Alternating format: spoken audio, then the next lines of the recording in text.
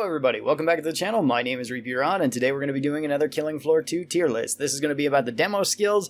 We're going to be going through each of these and ranking each of them. So let's start out with our level 5 perks, and our first one is Bombardier. Bombardier makes it so that we get an increased 25% damage with all of our explosive weapons. So every weapon the demo has, we just get more damage with it. This is nothing but a bonus, and 25% more damage on weapons that already hit incredibly hard is that much better.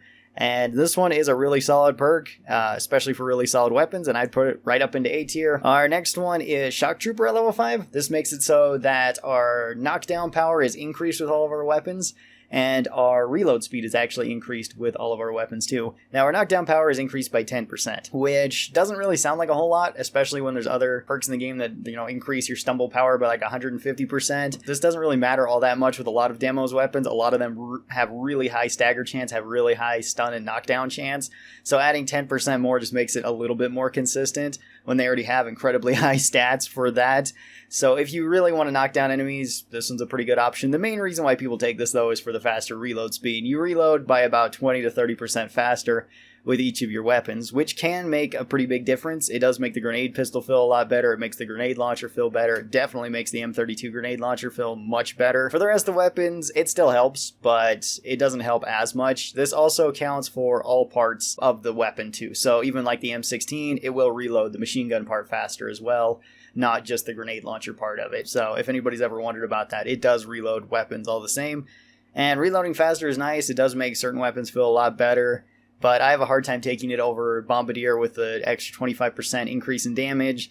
So this one, I think I'm going to put it into B tier because it is still pretty solid. And if you want to use the M32, I definitely take this one like all the time. Moving on to our level 10 perks, we have high impact rounds. This makes it so any direct hit with the weapon, any of your explosive weapons, does 25% more damage. So if you can direct impact an enemy, you do even more damage. This counts both for the shell damage as well as the explosion damage. Most of Demo's weapons have two distinct types of damage. They have shell damage, which is usually neutral damage towards everything. I don't think there's really anything in the game that takes reduced damage from shells, and that's just the physical object impacting the enemy. So if you hit something directly with the, let's say the RPG rocket, you'll do, I think it's 150 damage on the RPG rocket itself from hitting, and then another 750 damage from the explosion.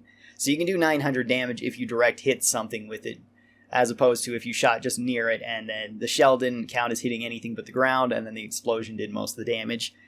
So this just gives you more damage. It's great for the grenade pistol. It's great for the kaboom stick. If you're going to use the pulverizer, it's really good for that too, because all of your hits are going to be direct hits then. Well, unless there's nearby enemies, then I guess that's still explosion, but pretty much this one's another really good bonus, 25% increase in damage. You just have to be a bit more accurate, so it's less forgiving than Bombardier, and I'd put it lower than Bombardier for that reason. Our other level 10 is extra rounds, and this one got buffed.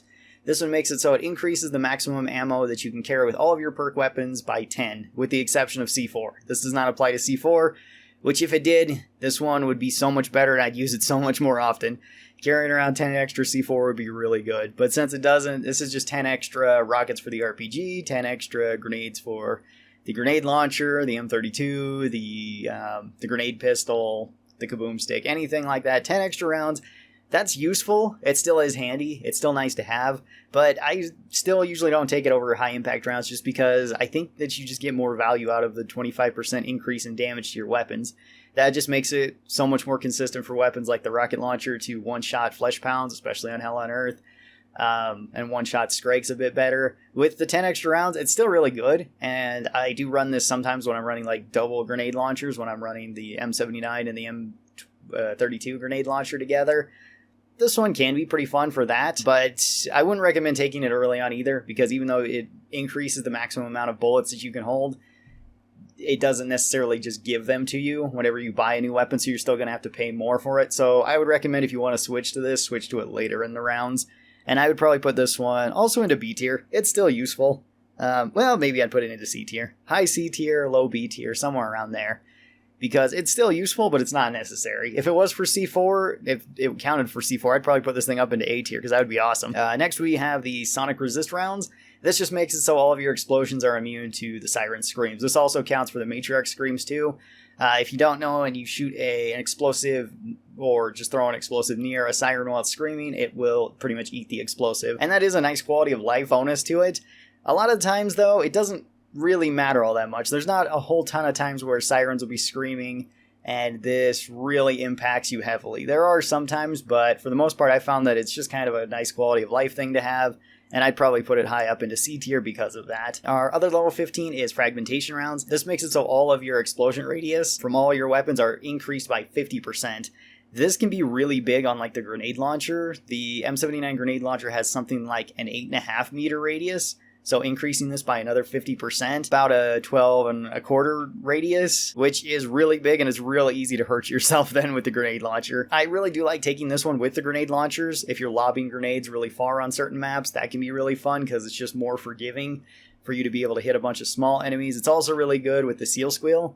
And it can be pretty good with like the kaboom stick because it makes the explosion radius a little bit bigger. Same with the grenade pistol.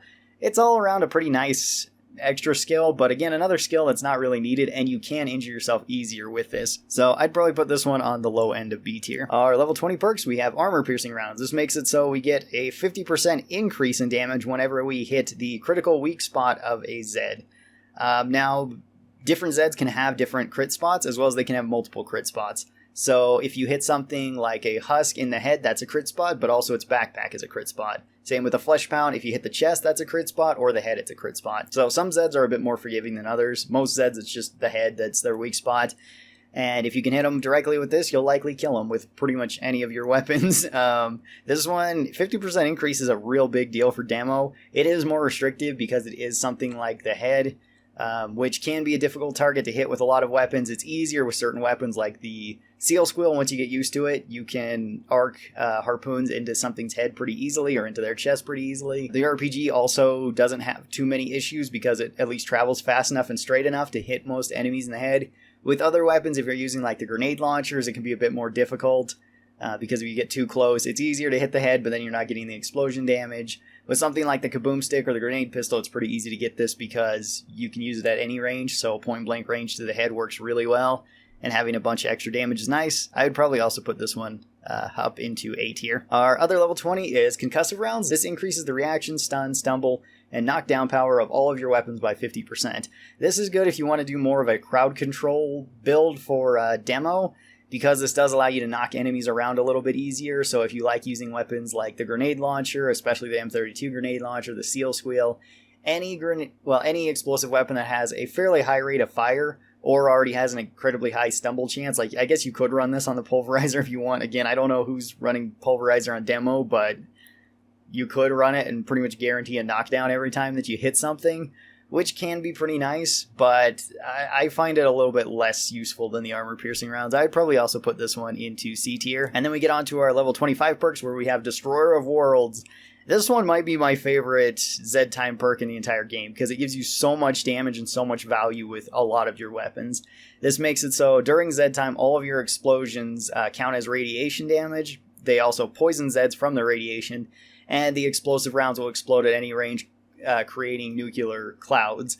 This can be really strong, especially with any weapon that can shoot fast during Z-time, and if Z-time extends for a very long time. So if you're running something like the Husk Cannon, the Seal Squeal, the Kaboom Stick is very good at this too. Grenade Pistol's even pretty good at this. Potentially the M32 Grenade Launcher, assuming you have enough room. It deals incredibly high damage to pretty much everything, as well as giving them the poison status effect, so any large Z is also going to panic from this.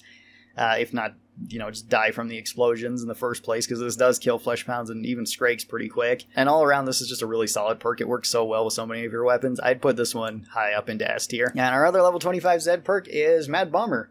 Mad Bomber makes it so you can shoot and reload near real time during Z time. Your area of effect with all of your explosions is increased by 25%, and the explosive rounds will explode at any range. This is better for spam firing, and if, as some people have told me, they don't want to interfere with their teammates with the Destroyer of Worlds, because if you do set off Destroyer of Worlds in your teammates, it does kind of rumble their screen, and it makes it a bit difficult to stay on target then. So this is a little bit more safe in that regard, but you do lose out on damage. This is better for like spam firing and stuff, and honestly, I almost never use Mad Bomber. It's still not a bad perk at all. It's pretty good for a Z-time perk. Demo actually has two of the best Z-time perks, I would say. And I would probably put this one up into A tier. I don't think it's quite as good as Destroyer of Worlds, but it's still pretty solid. Thank you guys so very much for watching this video. I really do appreciate it. Special thanks to all the members of this channel. These are my members over here on YouTube and my patrons over on Patreon. If you would like to be part of that, there are links down in the description. If you would like to subscribe, feel free to do that now and you'll get notifications to new videos. If you'd like to see more of my Killing Floor tier list, be sure to click over here on this video right now. That'll take you to a full playlist of them. Hope you guys have a great day, and I'll talk to you next time. Bye!